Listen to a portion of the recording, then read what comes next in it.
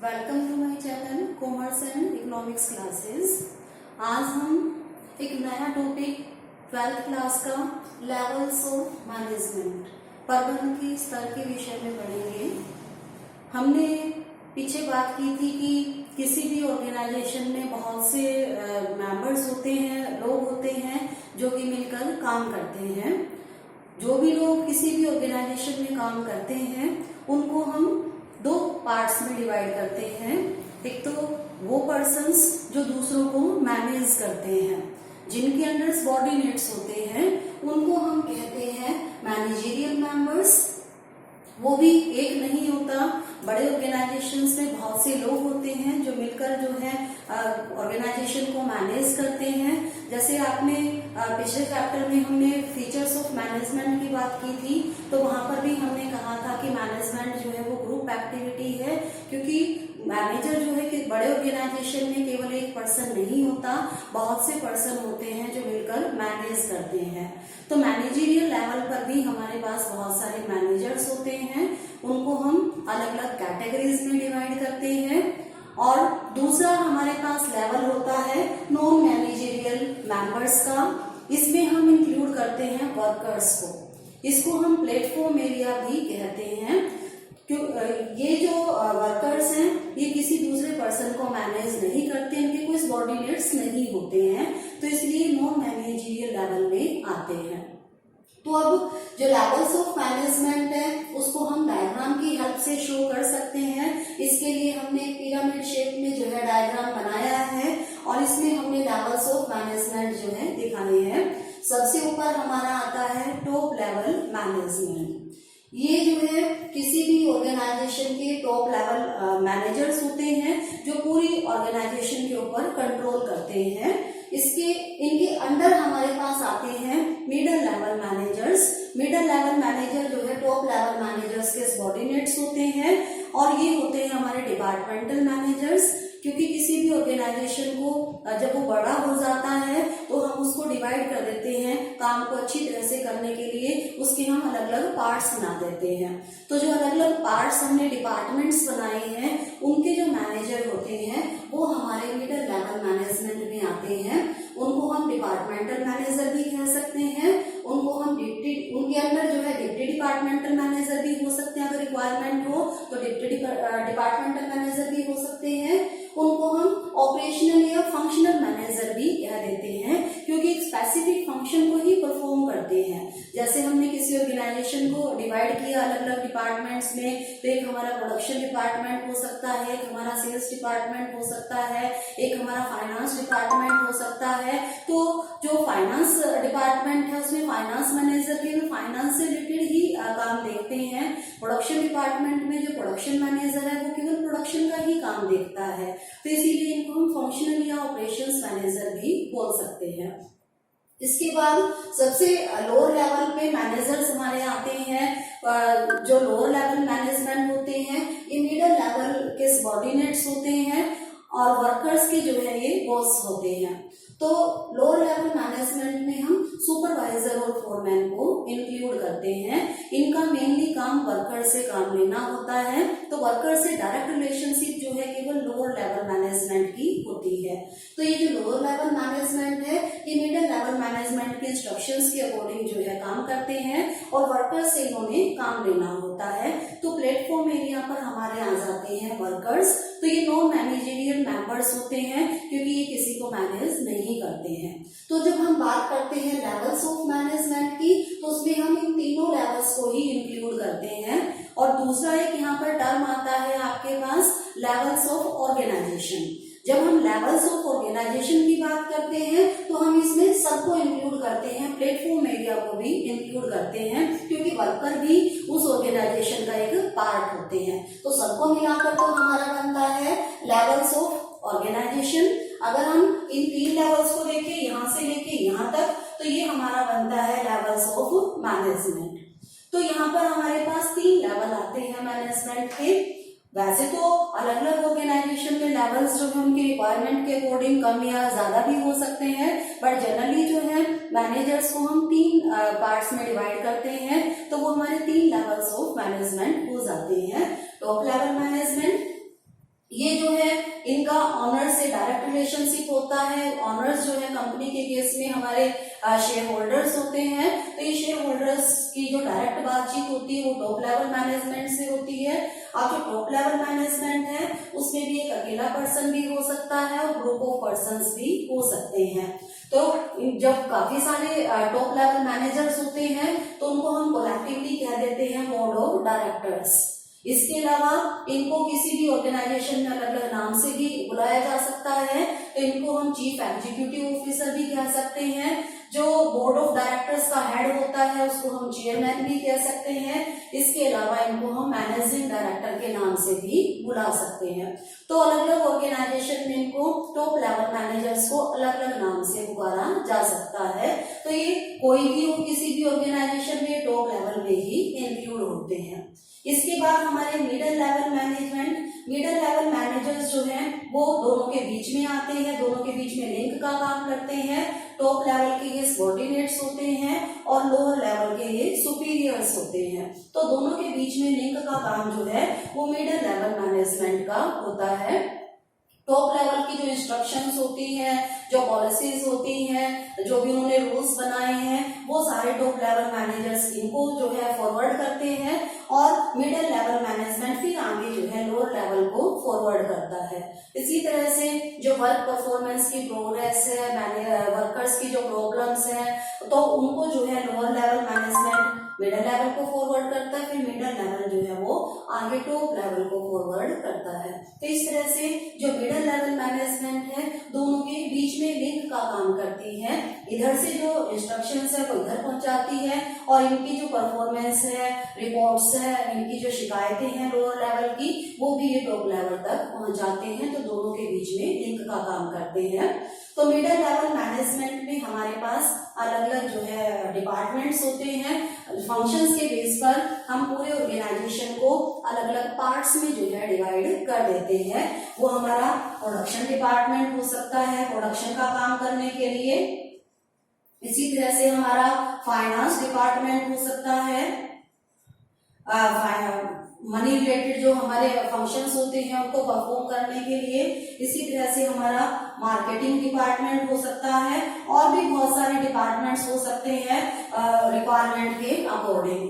तो अलग अलग जो काम है उनको हम अलग अलग पार्ट्स में डिवाइड कर देते हैं और वो हमारे बन जाते हैं डिपार्टमेंट्स। और उन डिपार्टमेंट्स के जो हेड होते हैं उनको हम कहते हैं डिपार्टमेंटल मैनेजर्स। तो डिपार्टमेंटल मैनेजर्स जो है कई सारे हो सकते हैं। ये रिक्वायरमेंट पे डिपेंड करता है किसी भी ऑर्गेनाइजेशन की कि कितने डिपार्टमेंट हैं, उसके हिसाब से हर एक डिपार्टमेंट का मैनेजर होता है जो कि डिपार्टमेंटल मैनेजर कहलाता है। अब अगर वर्कलोड ज्यादा हो तो डिपार्टमेंटल मैनेजर्स अपने अंडर डिप्टी डिपार्टमेंटल मैनेजर को भी अपॉइंट कर सकते हैं। ये deputy departmental managers departmental manager को सपोर्ट करते हैं, उनके साथ मिलकर जो है काम करते हैं। इसके अलावा इनको हम ऑपरेशनल मैनेजर या फंक्शनल मैनेजर के नाम से भी पुकार सकते हैं, क्योंकि ये जो डिपार्टमेंट्स हमने बनाए हैं वो फंक्शंस के बेस पर मोस्टली जो है बनाए जाते हैं। तो इसीलिए हम इनको ऑपरेशनल या फंक्शनल मैनेजर भी कह सकते हैं। इसके बाद हमारा थर्ड लेवल आता है, ये है हमारा lower level management. Lower level management middle level का सबऑर्डिनेट होते हैं ये, और वर्कर्स के जो है ये सुपीरियर्स होते हैं। वर्कर्स से जो डायरेक्ट रिलेशनशिप है वो लोअर लेवल मैनेजमेंट की ही होती है। वर्कर से काम लेना जो होता है वो लोअर लेवल मैनेजमेंट ने ही काम लेना होता है। तो लोअर लेवल मैनेजर्स जो हैं उनमें हम सुपरवाइजर या फोरमैन को इंक्लूड करते हैं, जो वर्कर्स को सुपरवाइज करते हैं, उनको इंस्ट्रक्शंस देते हैं कि उन्होंने किस तरीके से काम करना है। तो लोअर लेवल पर जो हमारे मैनेजर्स होते हैं उनको हम सुपरवाइजर या फोरमैन के नाम से पुकार सकते हैं। अब ये जो डायग्राम है ये हमारा पिरामिड की शेप में है। ऊपर जो है इसमें एरिया कम है, नीचे एरिया जो है हमारा बढ़ता जा रहा है।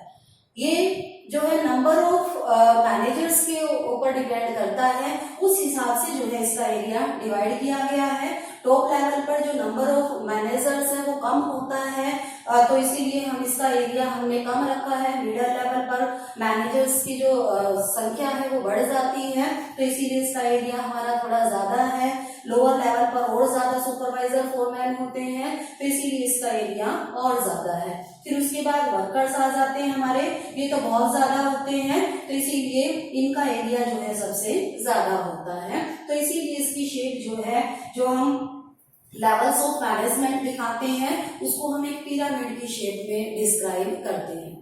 तो ये तो हो गए हमारे लेवल्स ऑफ मैनेजमेंट। किसी भी ऑर्गेनाइजेशन में हम 3 पार्ट्स में उसको डिवाइड कर सकते हैं मैनेजमेंट को। तो top level management, middle level management, lower level management. ये भी आपको पता चल गया होगा कि किस लेवल पर हम मैनेजर्स को किस नाम से पुकारते हैं। अब बात आती है कि ये ऑर्गेनाइजेशन में काम क्या करते हैं। तो तीनों लेवल के मैनेजर्स जो हैं उनके अपने अपने अलग अलग काम होते हैं। तो सबसे पहले आज हम करेंगे functions of top level management. Top level management के फंक्शंस को हम करेंगे।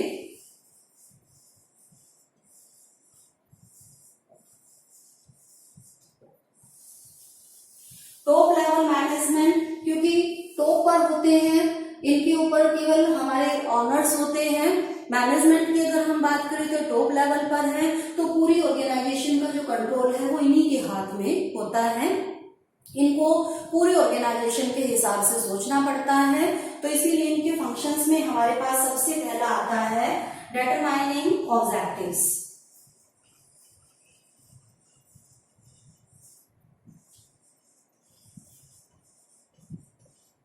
किसी भी ऑर्गेनाइजेशन का ऑब्जेक्टिव क्या होगा उसको डिसाइड करने का काम करता है हमारा top level management, top level managers.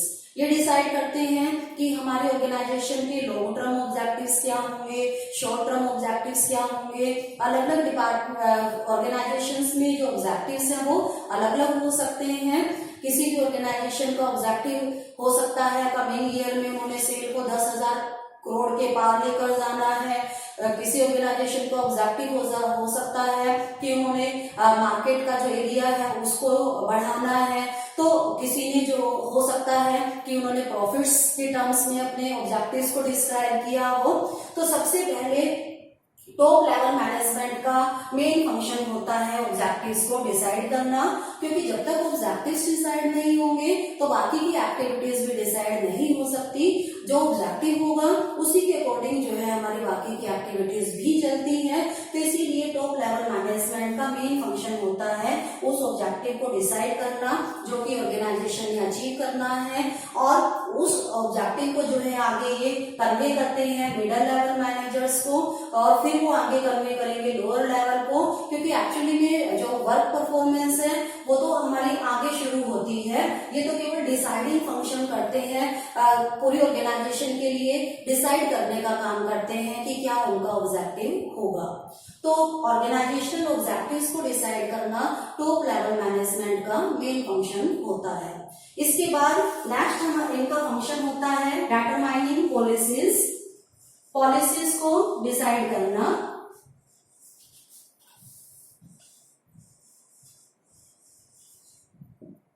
किसी भी ऑर्गेनाइजेशन में अलग अलग जो फंक्शंस होते हैं उनके लिए उन्होंने अलग अलग पॉलिसीज बनाई होती है, तो उनकी पॉलिसीज क्या रहेंगी इनको डिसाइड करने का काम भी जो है टॉप लेवल मैनेजमेंट करता है।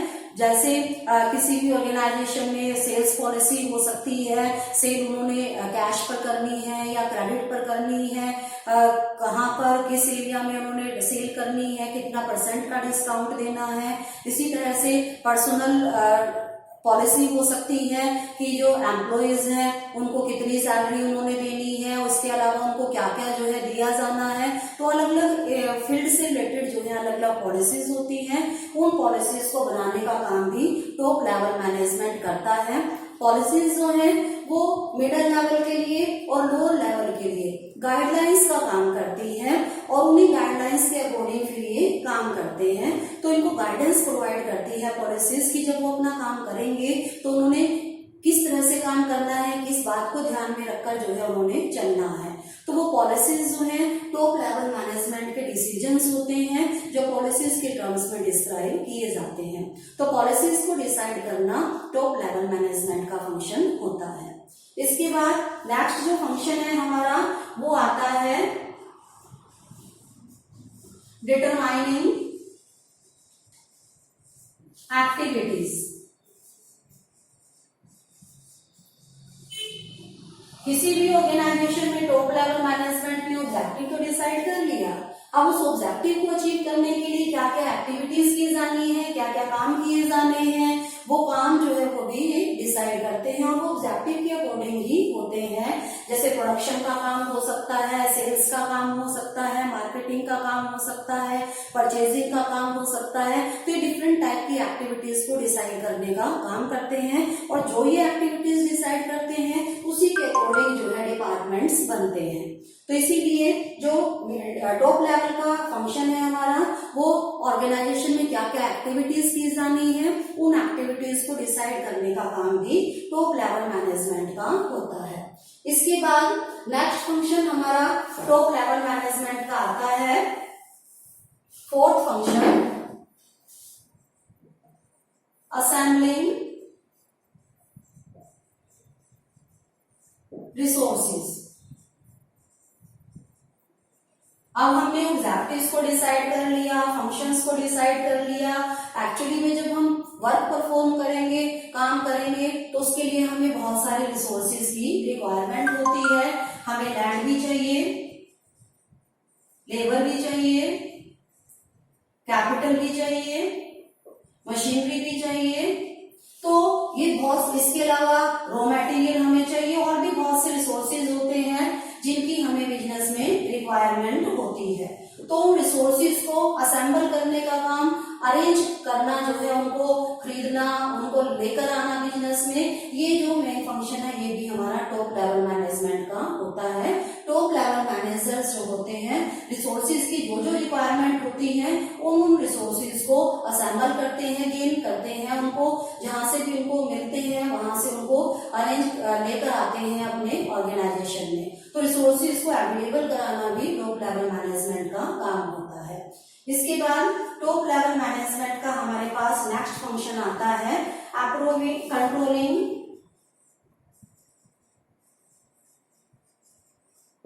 Work performance.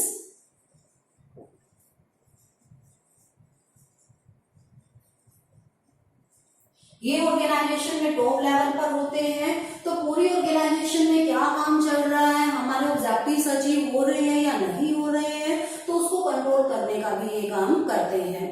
ये अपने सबऑर्डिनेट्स मिडिल लेवल मैनेजमेंट से रिपोर्ट्स लेते हैं टाइम टू टाइम, उनकी वर्क परफॉर्मेंस को देखते हैं। तो जो भी रिपोर्ट्स इनको मिलती है मिडिल लेवल मैनेजर से, उसके बेस पर ये पूरी ऑर्गेनाइजेशन को कंट्रोल करते हैं, देखते हैं कि रिसोर्सेज को फुली यूटिलाइज किया जा रहा है या नहीं किया जा रहा है, जो हमारे ऑब्जेक्टिव्स हैं वो भी अचीव हो पा रहे हैं, नहीं हो पा रहे हैं, कहाँ पर क्या कमी है, किस चीज की जरूरत है। तो इस तरह से पूरी ऑर्गेनाइजेशन के ऊपर कंट्रोल करने का काम जो है ये करते हैं। तो इसके बाद नेक्स्ट फंक्शन हमारे पास आता है टॉप लेवल मैनेजमेंट का अप्रूविंग बजट्स। अब इन्होंने डिफरेंट जो है डिपार्टमेंट्स बना दिए, इन डिपार्टमेंट्स में मैनेजर्स को भी अपॉइंट कर दिया। अब ये डिपार्टमेंटल मैनेजर जब अपना काम करेंगे तो इनको फाइनेंस की रिक्वायरमेंट भी होगी। तो इसके लिए जो डिपार्टमेंटल मैनेजर्स होते हैं ये अपने अपने डिपार्टमेंट के बजट बनाते हैं। आने वाले साल के लिए अपनी इनकम्स का और एक्सपेंडिचर का लेखा जोखा जो है ये बनाते हैं, जिसको हम कहते हैं बजट। अब वो बजट जो है उसके अकॉर्डिंग इनको पैसा देना होता है टॉप लेवल मैनेजर्स ने। तो उस बजट को अप्रूव करने का, पास करने का काम भी जो है टॉप लेवल मैनेजमेंट करती है। जो मिडिल लेवल मैनेजमेंट, इनको जो भी अलग अलग डिपार्टमेंट्स हैं, मैनेजर्स हैं, वो इनको अपने अपने बजट बनाकर देंगे। तो उस बजट को चेक करते हैं ये और उनको पास करते हैं और फिर उसके बेस पर पूरी ऑर्गेनाइजेशन के लिए एक मास्टर बजट जो है वो भी बनाते हैं। तो इस तरह से टॉप लेवल मैनेजमेंट के हमारे फंक्शंस हो गए। टॉप लेवल मैनेजमेंट पूरी ऑर्गेनाइजेशन के हेड होते हैं ये मैनेजर्स। तो पूरी ऑर्गेनाइजेशन के ऊपर ज्यादा इम्पोर्टेंट जो रोल है किसी भी ऑर्गेनाइजेशन में टॉप लेवल मैनेजर्स का ही होता है। तो आज हमने टॉप लेवल मैनेजमेंट के लेवल्स किए हैं, उसके बाद हमने टॉप लेवल मैनेजमेंट के फंक्शंस को किया है। अब मुझे लगता है कि आपको ये वीडियो अच्छी तरह से समझ में आ गया होगा।